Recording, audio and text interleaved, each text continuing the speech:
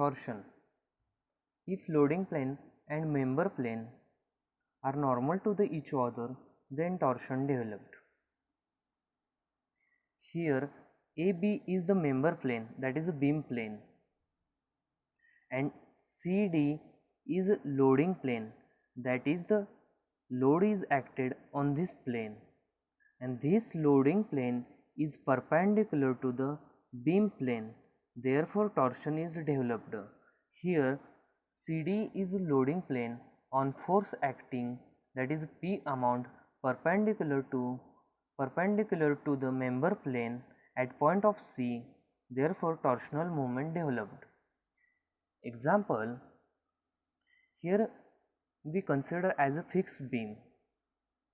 This is the beam plane and this is another loading plane. Loading plane and beam plane are parallel to each other. Then here finally force is acted on loading plane and beam plane. Here beam plane is not loading plane, hence torsion developed. That is, this force is act like this given here.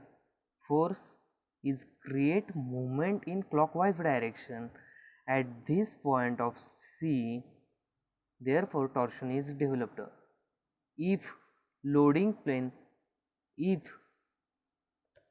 suppose this is fixed plane, here is a beam plane, also this is a loading plane.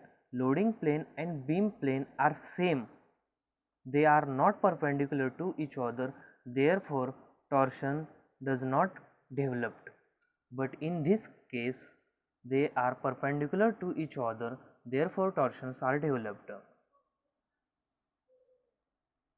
Note, here bending moment occur at same place and torsional moment occurred in the perpendicular plane. Thank you.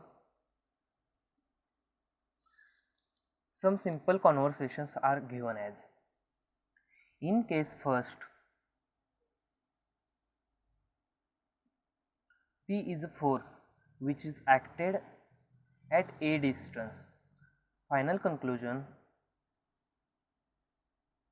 twice PA moment is developed at center. Second one, P force is acted at a distance of A. In this case, final conclusion is P force also developed along with the moment of PA.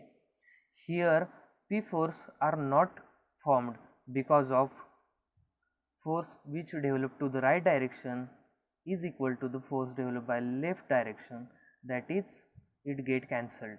In last conditions, P force is developed at a distance and finally P force are goes to the downward direction, therefore it is remains as a constant, remains as it is and moment PA is developed at center.